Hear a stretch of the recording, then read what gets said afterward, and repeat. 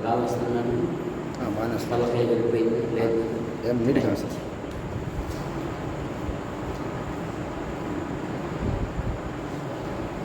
మనోహర్, నేను ఎప్పుడు వచ్చినా నీటికి వాక్యం చెప్పేకి తెలియదా? అయ్యో ఎస్ఐ నా జయరాజన్నా అది కూడా తెలియదు.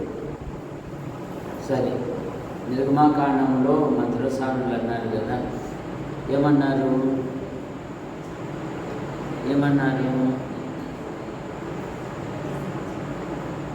ఏమని సాక్ష్యం ఇచ్చారు? అయ్యా, హెబ్రీ స్త్రీలు ఐగుప్తు స్త్రీల వంటి వారు కారు, వారు కరుకైన వారు, చురుకైన వారన్నా. మరి ఏ వాక్యం చెప్పాను? ఇప్పుడు చెప్పాను. ఏ వాక్యం చెప్పా?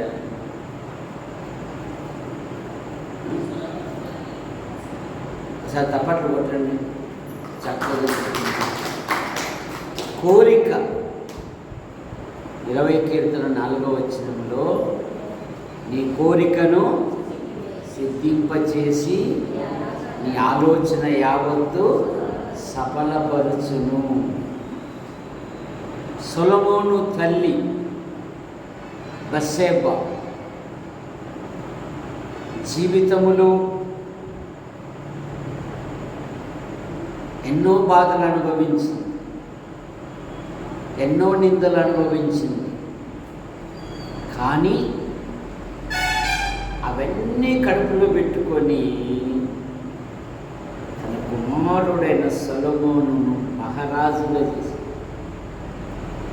జబదయి కుమారుల తల్లి ప్రభు దగ్గరికి వచ్చి, ప్రభువా, రేపు 2వ రాకడలో నా పిల్లలు నీ ఇరుప్రక్కల ఉండాలని కోరుకుంటున్నాను అని.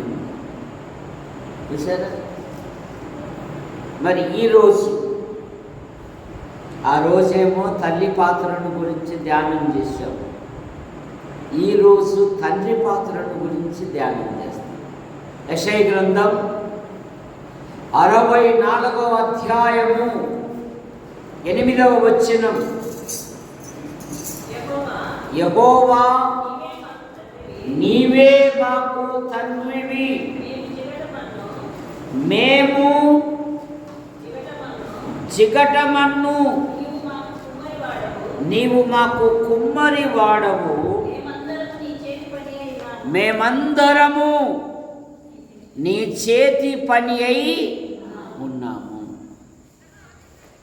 యెహోవా, నీవే మాకు తండ్రివి,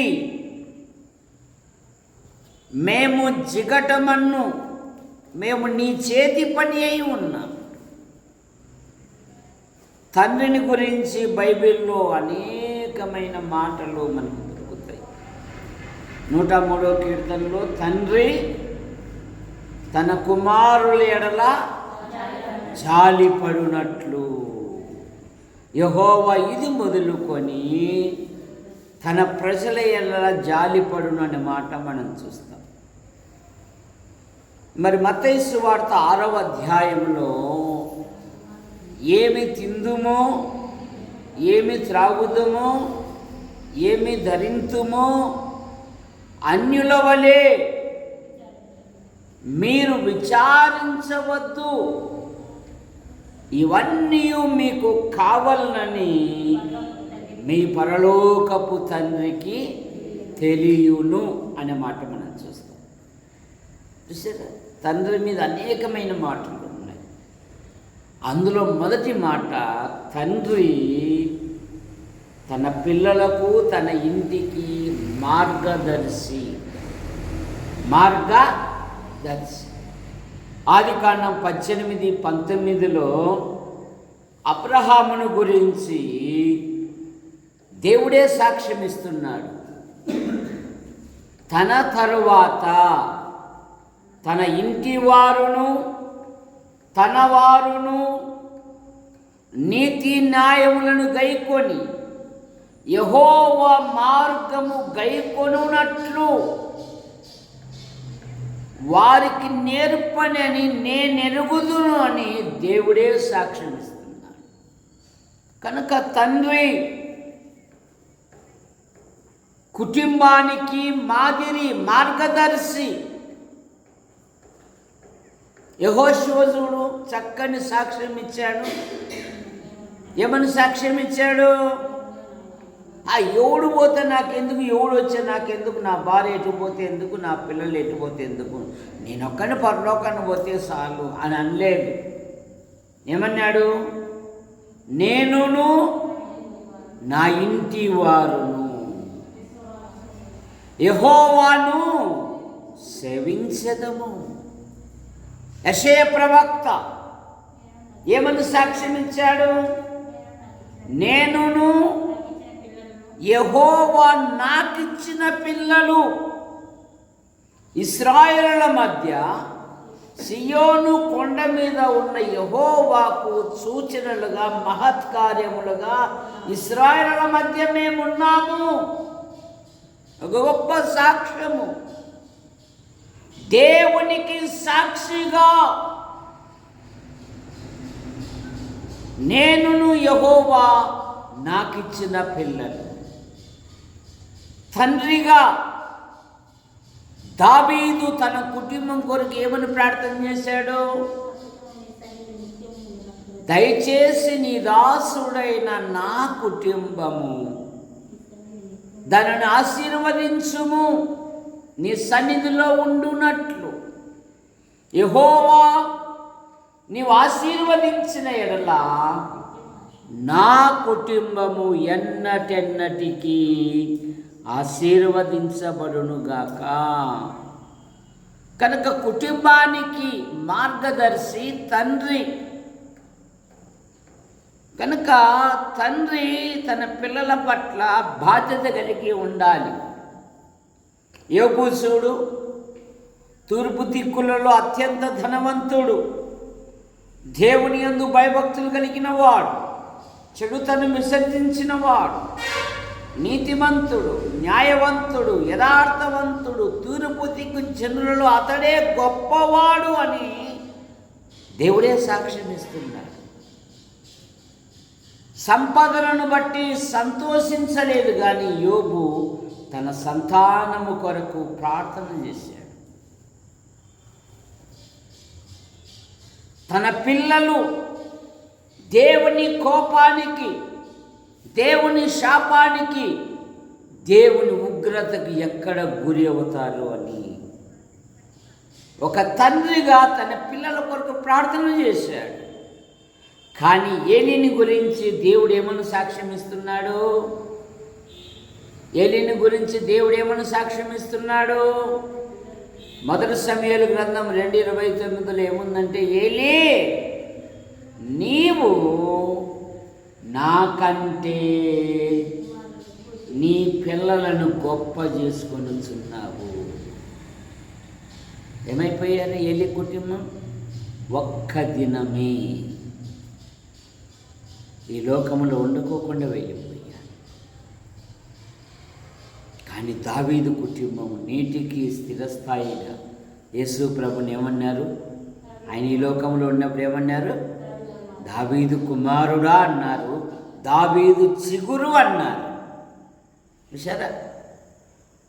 కనుక తండ్రిగా తన కుటుంబానికి మార్గదర్శి. రెండవ మాట, తండ్రి తన పిల్లలకు నేర్పించాలి, దైవిక విషయాలు నేర్పించాలి.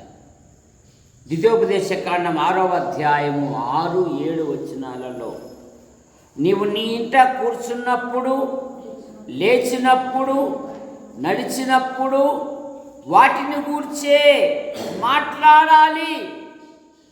నీ పిల్లలకు అభ్యాసము చేయించాలి, అభ్యసింపజేయాలి. బైబిల్ అంతటిలో అతి పెద్ద కీర్తన 119వ కీర్తన. మరి మన సంఘంలో కానీ యువకులు కానీ మరి మనం ఏమైనా దాని మీద మనసు పెట్టామా?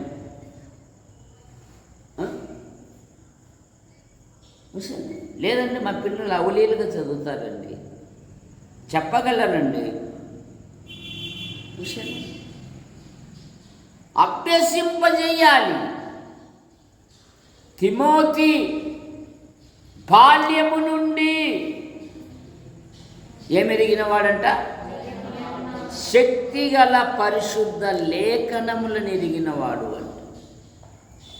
శక్తిగల పరిశుద్ధ లేఖనములు.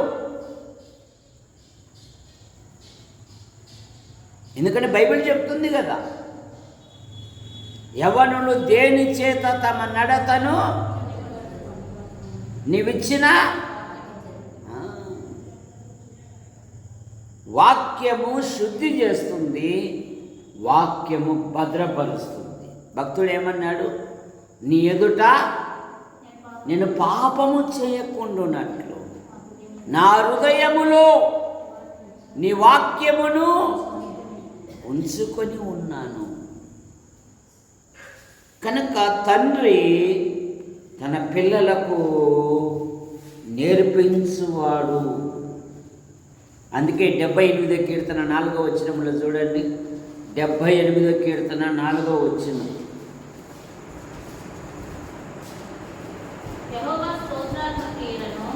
యెహోవా స్తోత్ర క్రియలను ఆయన బలమును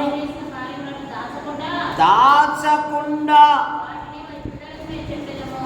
వాటిని మా పిల్లలకు, మొదటి వచ్చినప్పుడు ఏంటంటే మా పితరులు నేర్పిన సంగతులను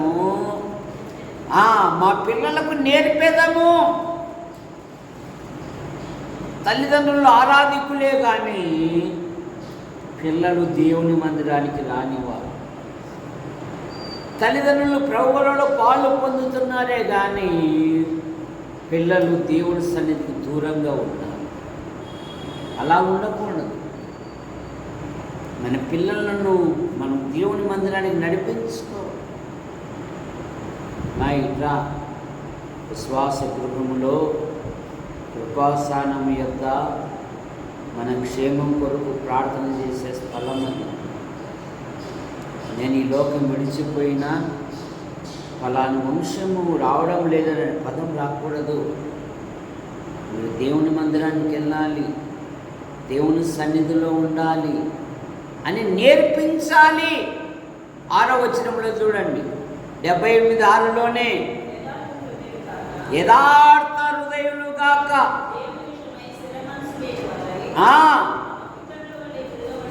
తిరగబడకయు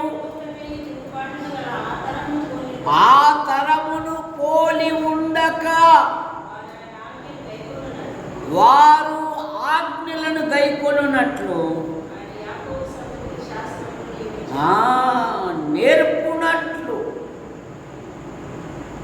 మోషే ఇంకా ప్రభు దగ్గరికి వెళ్తాడు. 31 ద్వితీయోపదేశకాండం 30వ వచనములో ఆ దినమే ఆ కీర్తన వ్రాసి వారికి నేర్పించాను అనే మాట మనం చూస్తాం. ఎఫెసు పత్రికలో తండ్రులారా మీ పిల్లలకు కోపము రేపక ప్రభు యొక్క శిక్షలోను బోధలోను వారిని పెంచుడి అని బైబిల్ సెలవిస్తూ ఉంది. తండ్రి తన పిల్లలను శిక్షిస్తాడు.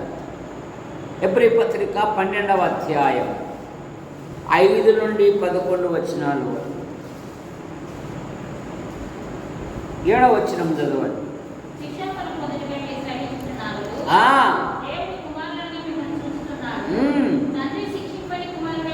తండ్రి శిక్షింపని కుమారుడెవడు? శిక్షలో పాలు పొందుతున్నారు. మీరు దుర్బీజులే. అక్కడే కిందికి వచ్చి మనకును శరీరమైన తల్లిదండ్రులు ఉండిరి, వారు కొంచెము కాలము మటుకు మనలను శిక్షించిరి. ఆ, ఆ, ఇక్కడ తల్లిదండ్రులు కూడా జ్ఞాపకం చేస్తున్నారు. తల్లిదండ్రులు తమ పిల్లలను, అందుకే సామెతలు 3:12 నీ పిల్లలకు బెత్తం ఉపయోగించాలి అంటారు. ఎందుకంటే యవనస్తుని యొక్క హృదయములో మూఢత్వం సహజంగా ఉంటుందంట. దాన్ని తొలగించాలంటే నాకు తైలించాల్సిందేనే. నీ ఆధ్యాత్మిక జీవితం సుకుమారంగా ఉంచకూడదు. ఆదోని అనే వాణిని దావీదు ఒక్కరోజు కూడా నీవు ఇలాగూ ఏమి చేయుచున్నావని నొప్పి కూడా కలిగించలేదంట. వాడే తిరుగుబడ్డాడు. నేను రాజునవుతాను గర్వించిన వాడై అనే మాట మనం చూస్తాం. మొదటి రాజుల గ్రంథం 1వ అధ్యాయం. ఇప్పుడు చదవాల్సిన పని లేదు, ఇంటికాడ చదువుకోండి. ఎందుకు ఈ కష్టము, ఈ శ్రమ, రేపు రిటైర్డ్ అయితే వచ్చే లక్ష్యం అన్నీ నీకే రా. కనుక ఆ ధనవంతుని వలె తినుము, తాగుము. రే, వాడు 2 లక్షలు పెట్టి బుల్లెట్ కొన్నాడా, నువ్వు 3 లక్షలు పెట్టుకో. వాడు 50,000 పెట్టి ఫోన్ కొన్నాడు, నువ్వు ఐఫోన్ కొనరా. మనం సమాజంలో దేనికి తగ్గకూడదు.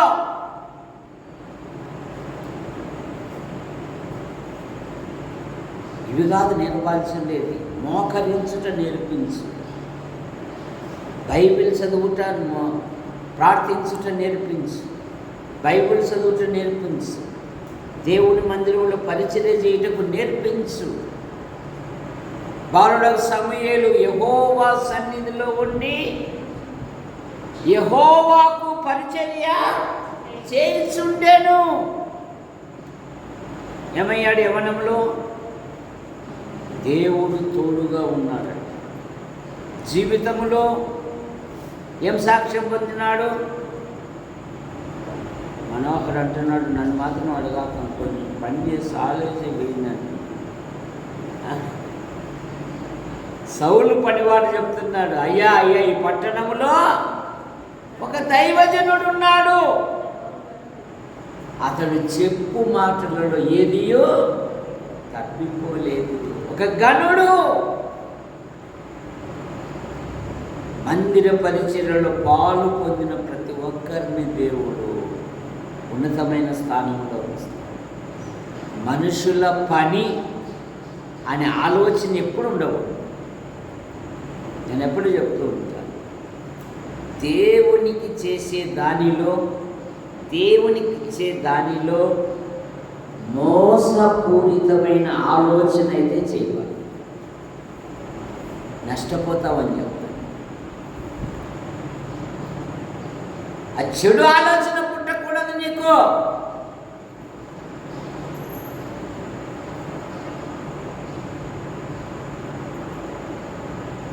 కొనసాగాలి విశ్వాసంతో. నేను ఎప్పుడు చెప్తూ ఉంటా, నేను ప్రభు పని చేసుకుంటూ వెళ్తూ ఉంటే ప్రభు నా అవసరాలు తీర్చుకుంటూ వస్తాడు అని చెప్తాను. ఆయన ఆశ్చర్యకరంగా ప్రతి అక్కర తీరుస్తాడు. తండ్రి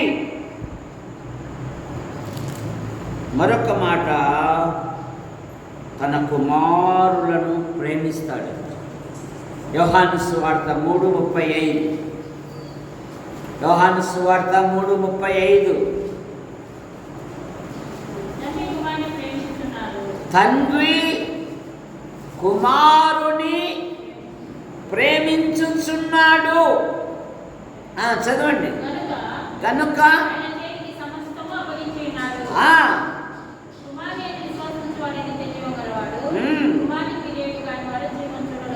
తండ్రి కుమారుని ప్రేమించుచున్నాడు.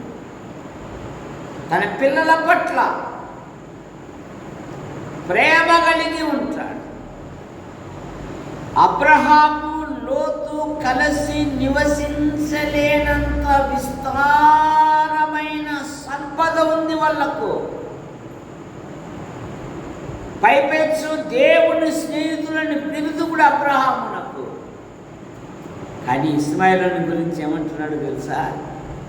ప్రభువా, ఇస్మాయేలు నీ సన్నిధిలో బ్రతుక అనుగ్రహించుము. ఇస్మాయిలును గురించి నేను చేసిన మనవి నేను విన్నాను.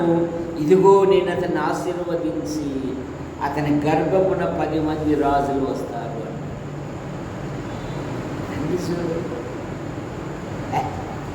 మేమేంటి ప్రార్థన చేసేది?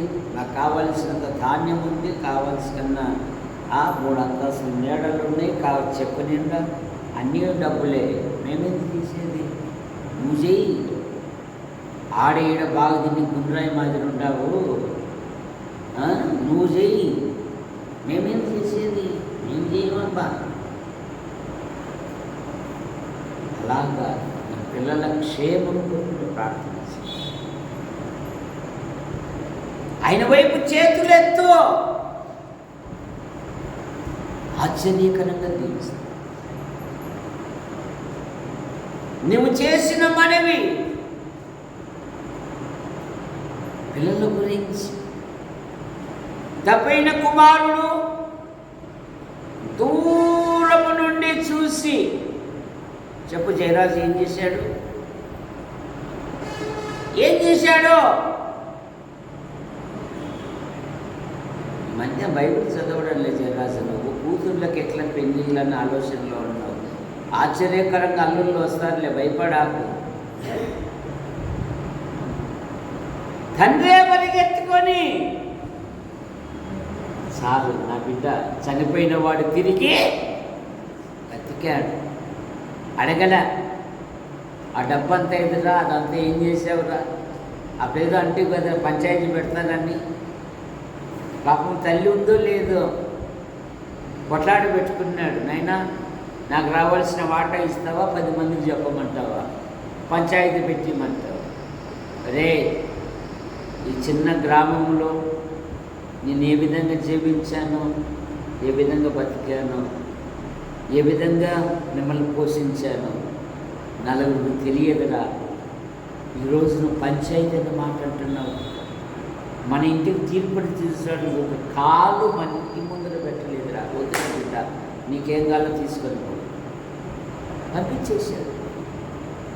నష్టపోయాడు.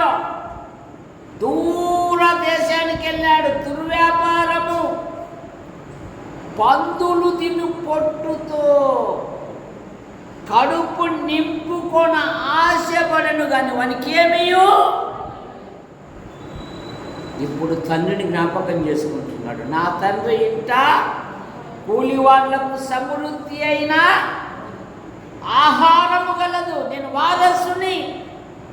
ముసలిని కొడితే ఎందుకు దెబ్బ కొడతాడు? పోతా మా ఇంటికి నేను. కానీ తండ్రి మనసు వాడి మీదనే. వాడు వెళ్ళాడు, వాడు ఎక్కడున్నాడేవో, వాడు అమాయకుడయ్యాడు.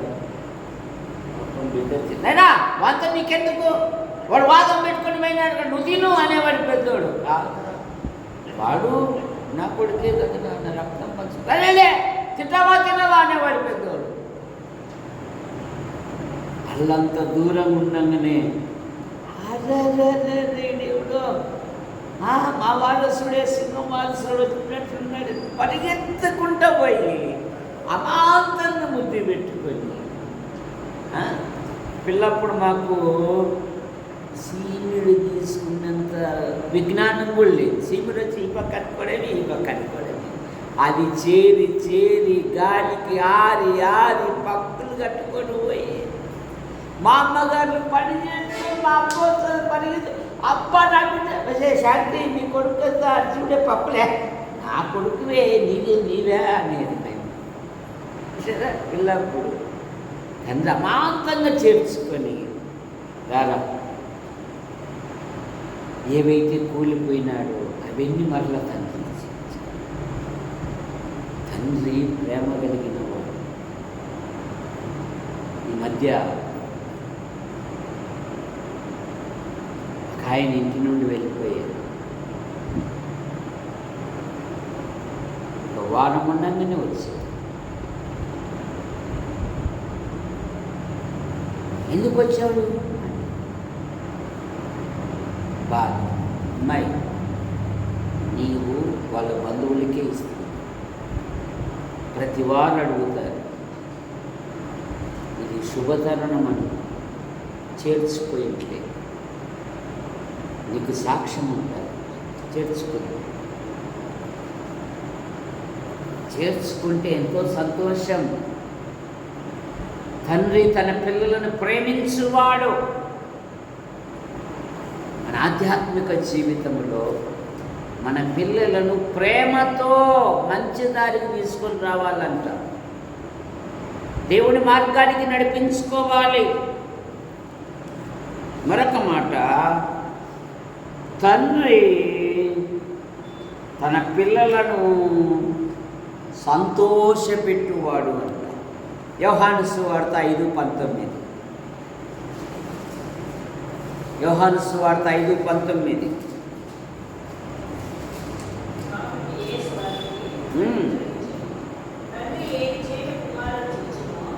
తండ్రి ఏది చేతునో కుమారుడు చూచును, అదే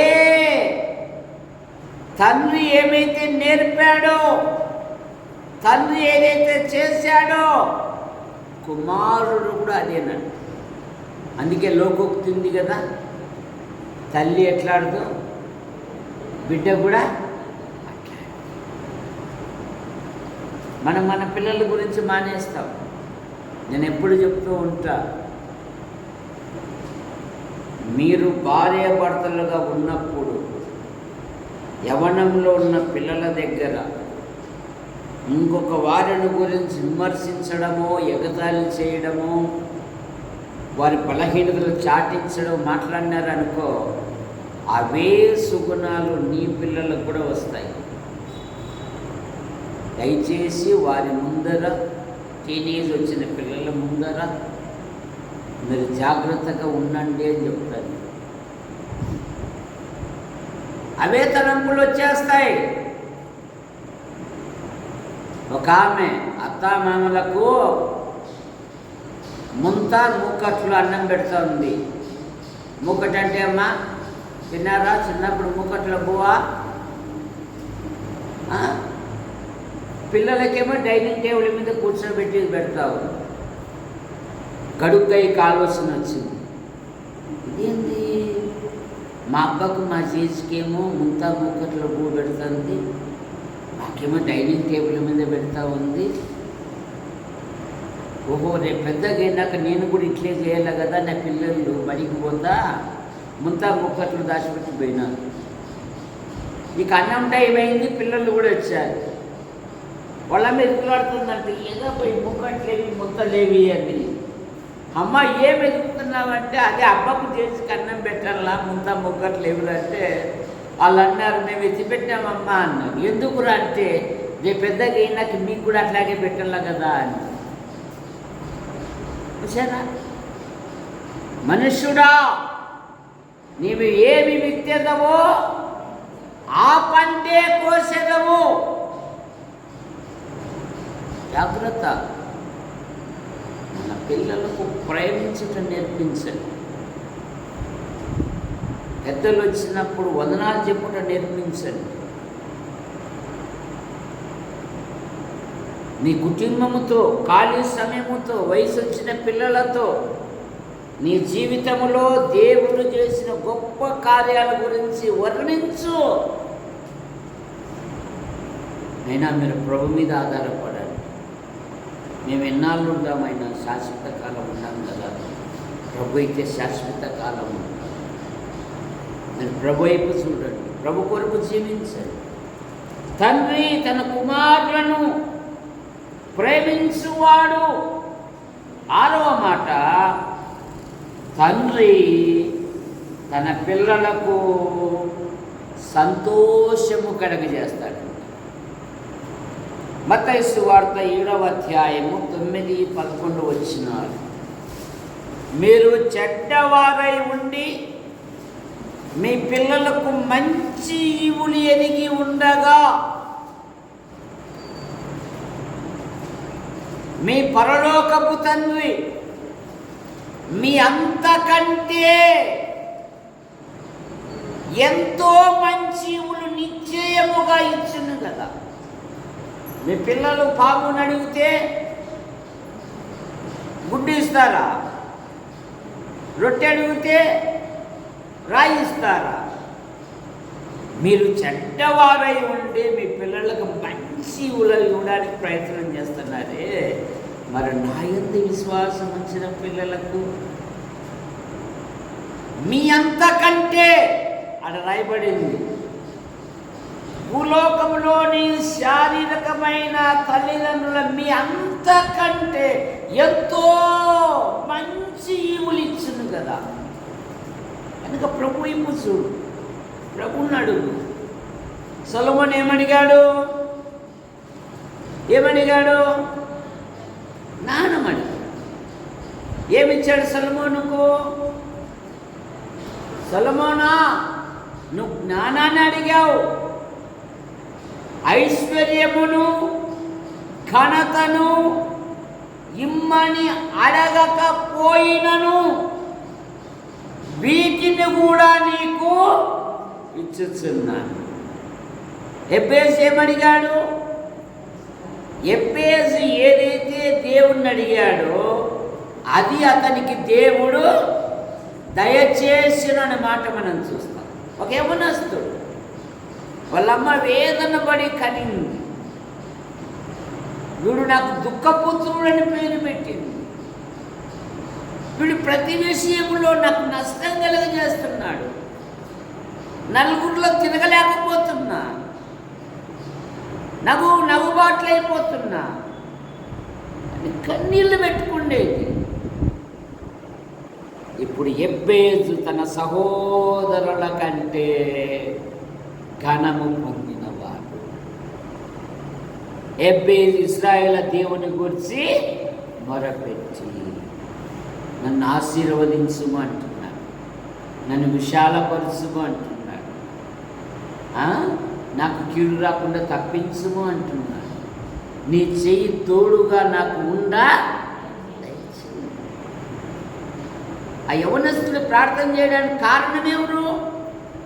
తల్లియే కదా. యవనములో తన సహోదరులంటే ఘనము పొందినవాడు. మన ఆధ్యాత్మిక జీవితంలో మన పిల్లల కొరకు మనం ప్రార్థన చేస్తాం. తండ్రి తన పిల్లలను కాపాడుతాడు. ద్వితీయోపదేశకాండం 1వ అధ్యాయము 31వ వచనం. 1వ అధ్యాయం 31వ వచనం. ఐగుప్తులోను అరణ్యములోను మీ కొరకు చేసినట్టి మీ పక్షముగా యుద్ధము చేయును. మీరు ఈ చోటికి చేరు వరకు మీరు వచ్చిన మార్గం అంతటిలో మనుషుడు తన కుమారుని ఎత్తుకొనినట్టు మిమ్మల్ని ఎత్తుకొచ్చిన సంగతి మీరు ఎరుగుదురు కదా. 10 తీర్పులు తీర్చాడు. భీకర పాడైన ఎడారిలో నడిపించాడు. వారికి ఏమీ తక్కువ కాకుండా. మన జీవితంలో గుర్తుపెట్టుకోవాలా, 3 కరోనాలను మనం జయించాం. ఒకసారి ప్రపంచం వైపు చూడు. మనకన్నా పెద్దవారు, ఉన్నతమైన వారు, సామాన్యులు, ధనవంతులు ఈ భూలోకాన్ని ఖాళీ చేసి వెళ్ళిపోయి ఎన్నికలేని మనలను తన రెక్కల కింద ఉంచుకొని ఆహారము, ఆరోగ్యము, సంచరించు ప్రదేశాలలో తన కృపాక్షేమాలు ఉంచి సజీవుల లెక్కలో చేర్చిన ప్రభును స్తుతించుట ఎంతైనా గొప్ప భాగ్యం. కనుక ప్రభుని అంగీకరించాలి. మానవుడు పాపములో పుట్టి పాపములో పెరిగి పాపములో జీవిస్తూ పాప పరిహారము కొరకై అనాది నుండి అనేకమైన ప్రయత్నములు చేస్తున్నాడు. మనుషులు ఒక్కసారే మృతి పొందవలెను, ఆ తర్వాత తీర్పు జరుగును. మనలో ప్రతి వాడును తన్ను గురించి దేవునికి లెక్క అప్పగించాలి. అందుకని మానవుడు దేవుని తీర్పు నుండి తప్పించబడాలని దేవుని పేరట అనేకమైన ప్రయత్నములు చేయించున్నాడు. మానవ ప్రయత్నములు దేవుని దృష్టిలో మురికి పేలికలు గనక దేవుడి లోకమును ప్రేమించి యేసుక్రీస్తు నామములో భూలోకానికి వచ్చాడు. ఆయన పవిత్రంగా జన్మించాడు, పవిత్రంగా జీవించాడు, ప్రజలకు మేలు చేశాడు. ఆయన అందులకు చూపునిచ్చాడు, అంగహీనులను బాగు చేశాడు, ఆకలితో ఉన్న వారికి ఆహారం ఇచ్చాడు, చనిపోయిన వారిని తన మహత్తు గల మాట చేత సజీవులుగా లేపాడు. పైగా అన్నాడు, నాలో పాపం ఉన్నదని మీలో ఎవరైనా నిరూపించుడి అన్నాడు. ఇట్టి పరిశుద్ధుడు సర్వ ప్రజల పాప నివారణ కొరకై ఆయన శిలువలో బలియాగమయ్యాడు. కారణం, రక్తము చిందింపకుండా పాపములకు క్షమాపణ లేదు గనక మానవుడు జంతువులను, పశువులను, పక్షులను బలిగా అర్పిస్తున్నారు. జంతువుల యొక్క రక్తము, పక్షుల యొక్క రక్తము పాపములను తీసివేయుట అసాధ్యము గనక లోక పాపం మోసుకొని పోవు దేవుని గొర్రెపిల్లగా మన పాపముల కొరకు, మన దోషముల కొరకు, మన అపరాధముల నిమిత్తమై ఆయన శిలువలో బలియాగమయ్యాడు. యేసు రక్తము ప్రతి పాపము నుండి మనలను పవిత్రపరుచును. కాబట్టి నమ్మువారు ఆయన కృపచేతనే ఉచితముగా నీతిమంతులుగా తీర్చబడుతున్నారు. ఇప్పుడు క్రీస్తునందున్న వానికి ఏ శిక్ష విధియు లేదు. ప్రభు అయిన యేసుక్రీస్తు వారు అన్నారు, నా మాట విని నన్ను పంపిన వాని యందు విశ్వాసముంచు ప్రతివాడు నిత్య జీవము గలవాడు. వాడు మరణంలో నుండి తీర్పులోనికి రాక జీవములోనికి దాటి ఉన్నాడు. సహోదరుడా, ఈ మాటలు నీ చెవులకు, నీ హృదయానికి, నీ ఇంటికి వినపడుతున్నప్పుడు ఇదే రక్షణ దినము, ఇదే అనుకూల సమయము. యేసు ప్రభు రక్షకుడని హృదయములో విశ్వసించి పెదవులతో ఒప్పుకొనిన ఎడల నువ్వు రక్షించబడుతావు. యేసు ప్రభునందు విశ్వాసం ఉంచడం వలన పాపులు పరిశుద్ధులుగా మార్చబడుతున్నారు, అనీతిమంతులు నీతిమంతులుగా మార్చబడుతున్నారు, దుర్మార్గులు సన్మార్గులుగా మార్చబడుతున్నారు. కనుక ప్రభు అయిన యేసునందు విశ్వాసం ఉంచి ముందుకు సాగాలని ప్రేమతో మీకు మనవి చేయించున్నాం. మీ అందరికి వందనాలు.